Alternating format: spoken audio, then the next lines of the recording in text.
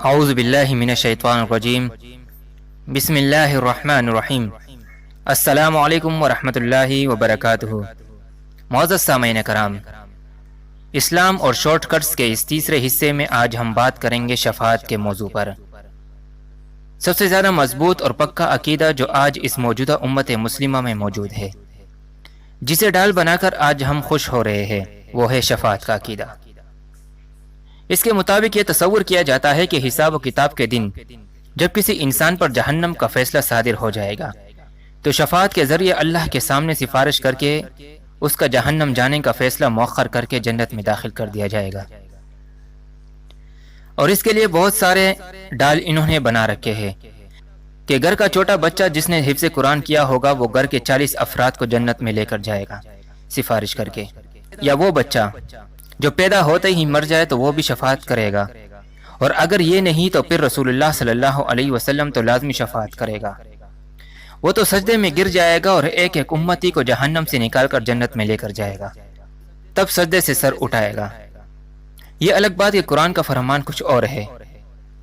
سورہ زمر سورت نمبر 39 کی آیت نمبر 19 میں فرمایا، افمن حق علیہ کلمۃ العذاب افانت تنقذ من فی النار، جس پر جہنم کا فیصلہ ہو جائے تو کیا اے رسول آپ اس کو جہنم سے نکال سکتے ہو؟ اس آیت سے یہ بات واضح ہوتی ہے کہ گناہگار اور جہنمی شخص کو اللہ کا رسول بھی جہنم سے نہیں نکال سکتا، بلکہ نکالے گا بھی نہیں، کیونکہ یہ قرآن نبی کریم صلی اللہ علیہ وسلم پر نازل ہوا تھا۔ قرآن کی ہر آیت کا علم آپ صلی اللہ علیہ وسلم کا تھا، اور قرآن نے واضح الفاظ میں یہ فرما دیا کہ جو بدکار ہوگا، گناہگار ہوگا، اللہ اور رسول کا نافرمان ہوگا، مشرک اور کافر ہوگا، بدعتی ہوگا، کبیرہ گناہوں میں ملوث ہوگا، اور اسی حالت میں اس پر موت آئے گی تو اس کا ٹھکانہ جہنم ہے اور ہمیشہ اس میں رہیں گے۔ سورہ بقرہ سورت نمبر 2 کی آیت نمبر 48 میں فرمایا، وَاتَّقُوا يَوْمًا لَا تَجْزِي نَفْسٌ عَن نَفْسٍ شَيْئًا وَلَا يُقْبَلُ مِنْهَا شَفَاعَةٌ وَلَا يُؤْخَذُ مِنْهَا عَدْلٌ وَلَا هُمْ يُنصَرُونَ، اور اس دن کے عذاب سے ڈرو جب کوئی کسی کے کچھ کام نہ آئے اور نہ کسی کی سفارش منظور کی جائے اور نہ کسی سے کسی طرح کا بدلہ قبول کیا جائے اور نہ لوگ مدد حاصل کر سکے۔ حدیث کے مطابق ملائکہ ایک جماعت کو جہنم کی طرف لے کر جا رہے ہوں گے تو رسول اللہ صلی اللہ علیہ وسلم فرمائیں گے، یہ تو میری امتی ہے، ان کو جہنم میں کیوں لے کر جا رہے ہو؟ تو ملائکہ جواب دیں گے، اے رسول آپ نہیں جانتے کہ انہوں نے آپ کے بعد دین میں کتنی بدعات ایجاد کی تھی؟ تو رسول اللہ صلی اللہ علیہ وسلم فرمائے گا، مجھ سے دور کر دو ان کو جنہوں نے میرے بعد میرے دین کو بدل ڈالا۔ اب ایک طرف قرآن اور حدیث کے مدلل دلائل ہے اور دوسری طرف اپنی طرف سے من گڑت اور خود ساختہ بنایا ہوا نظریہ فیصلہ خود کرنا ہے کہ کس کو اپنانا ہے اور کس کو رد کرنا ہے۔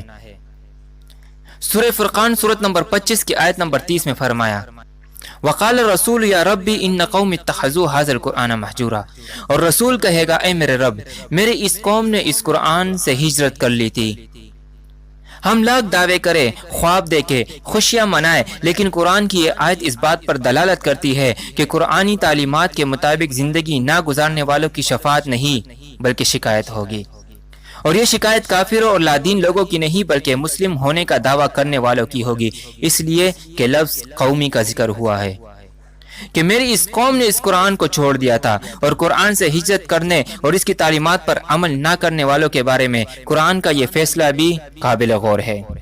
سورۃ طٰہٰ سورت نمبر 20 کی آیت 124، 125 اور 126 میں فرمایا،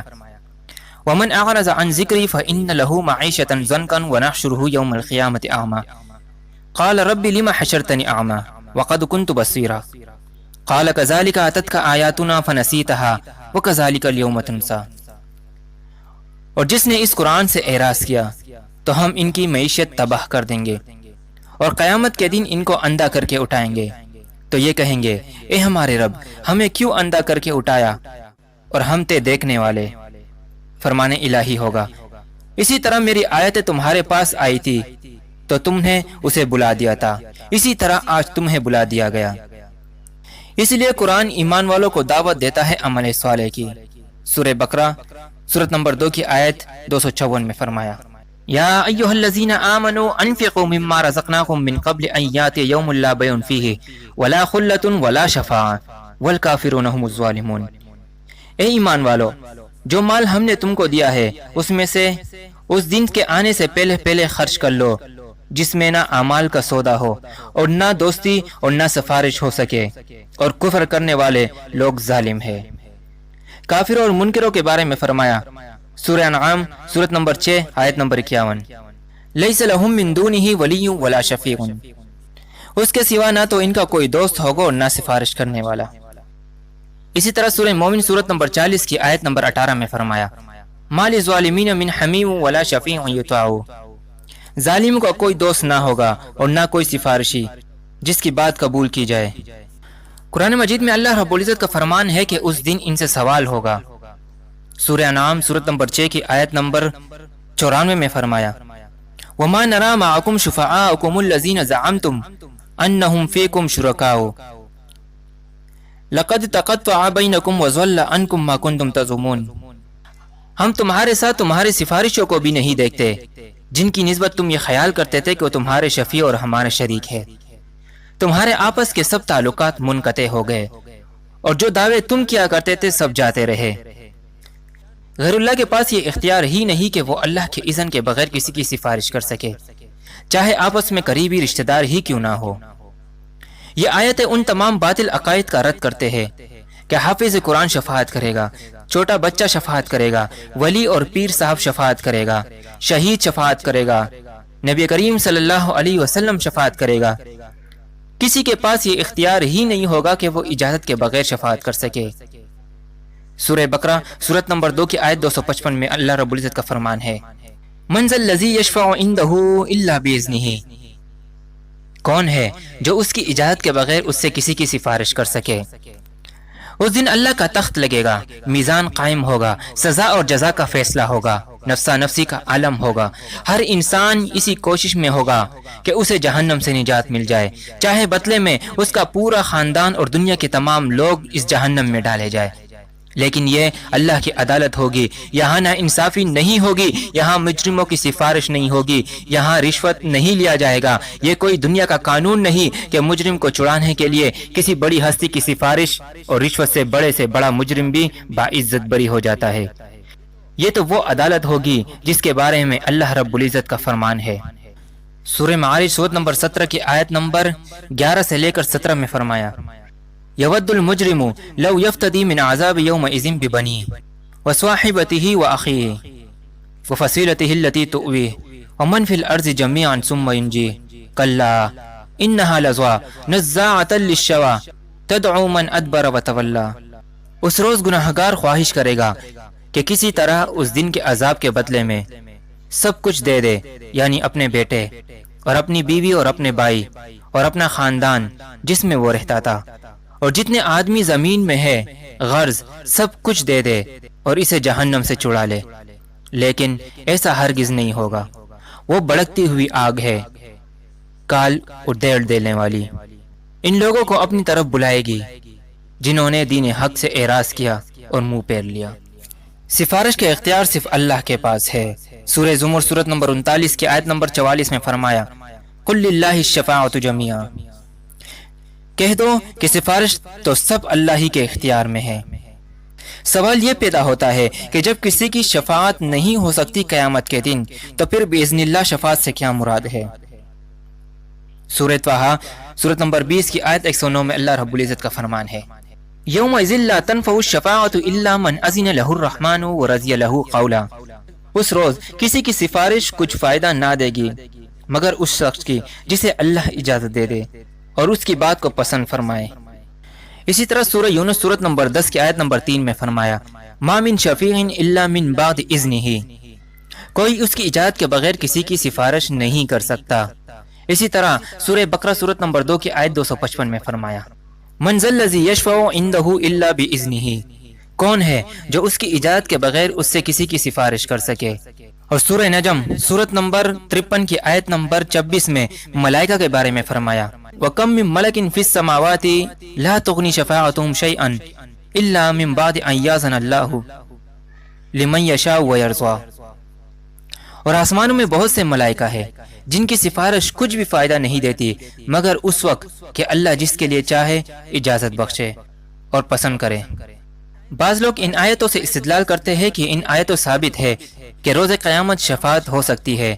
سب اللہ کے اذن سے شفاعت کریں گے، اور یقیناً ان آیتوں سے ثابت بھی یہی ہوتا ہے کہ اللہ کی اجازت کے بعد جس کو اللہ اجازت دے وہ شفاعت کر سکے گا۔ لیکن یہ شفاعت کن لوگوں کی ہوگی؟ کیا مشرک، بدعتی، گناہگار کی بھی شفاعت ہوگی یا نہیں؟ سورہ نجم کی اس آیت کے شروع حصے میں ملائکہ سے شفاعت کی نفی کی گئی ہے کہ ملائکہ بھی کسی کی شفاعت نہیں کر سکیں گے۔ دوسرے حصے میں شفاعت کو اللہ کے اذن کے ساتھ مشروط کیا گیا ہے کہ ملائکہ کے ساتھ یہ اختیار نہیں کہ وہ بغیر اجازت کے سفارش یا شفاعت کر سکے۔ اگر کسی کی شفاعت کریں گے بھی تو اللہ کے حکم اور اجازت کے بعد، اور یہ بات بھی یاد رہے کہ شفاعت ملائکہ یا انبیاء کی خواہش پر نہیں ہوگی کہ جس کے لیے چاہے وہ شفاعت کرے، بلکہ جس کے لیے اللہ چاہے اس کے لیے شفاعت کر سکیں گے۔ قرآن مجید میں ملائکہ اور انبیاء کی یہ حالت بیان کی گئی ہے۔ سورہ نبا سورت نمبر 78 کی آیت نمبر 38 میں فرمایا، یوم یقوم الروح والملائکۃ صفا لا یتکلمون الا من اذن لہ الرحمن وقال صوابا۔ جس روز روح اور ملائکہ صف بستہ کھڑے ہوں گے، کوئی نہ بولے گا سوائے اس کے جسے رحمان اجازت دے اور ٹھیک بات کہے۔ اس آیت میں دو باتیں قابل غور ہیں۔ نمبر 1، کوئی بھی بات نہ کر سکے گا اس دن، چاہے ملائکہ ہو، انبیاء ہو، شہداء ہو، اولیاء ہو، صدیقین ہو، کوئی بھی متنفذ بات کرنے کی جرت نہیں کر سکے گا۔ دوسرا یہ کہ جس کو اجازت ملی اب وہ پابند ہے احکام الہی کا کہ وہ جو بات کہے گا درست بات کہے گا۔ تو ایسے حالات میں ملائکہ اور انبیاء کیسے ظالموں، مشرکوں اور اللہ کے دین کے دشمنوں کی سفارش کر سکتے ہیں؟ سورہ ہود سورت نمبر 11 کی آیت 105 میں فرمایا، یوم یاتی لا تکلم نفس الا باذنہ۔ جب وہ دن آئے گا تو کسی کو بات کرنے کی مجال نہ ہوگی سوائے یہ کہ اللہ کی اجازت سے کچھ عرض کر سکے۔ ان آیتوں کی روشنی میں یہ بات معلوم ہوتی ہے کہ کسی کی سفارش اور شفاعت تو دور، کوئی اللہ کی اجازت کے بغیر بات تک نہیں کر سکے گا۔ یہ بات روز روشن کی طرح واضح ہے کہ شفاعت کا اختیار صرف اور صرف اللہ کے پاس ہے، جس کے کئی دلائل قرآن مجید میں موجود ہے اور جن کا ذکر اوپر کیا جا چکا ہے۔ لہٰذا ضرورت اس بات کی ہے کہ ہم دنیاوی زندگی کے اندر آخرت کی تیاری کریں، نیک و صالح اعمال کریں، گناہوں سے اجتناب کریں، شیطان کا مقابلہ کریں، اللہ اور رسول کی نافرمانی سے خود کو بچائے۔ اللہ رب العزت ہمیں دین حق کی سمجھ عطا فرمائے اور ہمیں صراط مستقیم پر چلائے۔ اقول قولی ھذا استغفر اللہ لی ولکم ولسائر المسلمین، والسلام علیکم ورحمۃ اللہ وبرکاتہ۔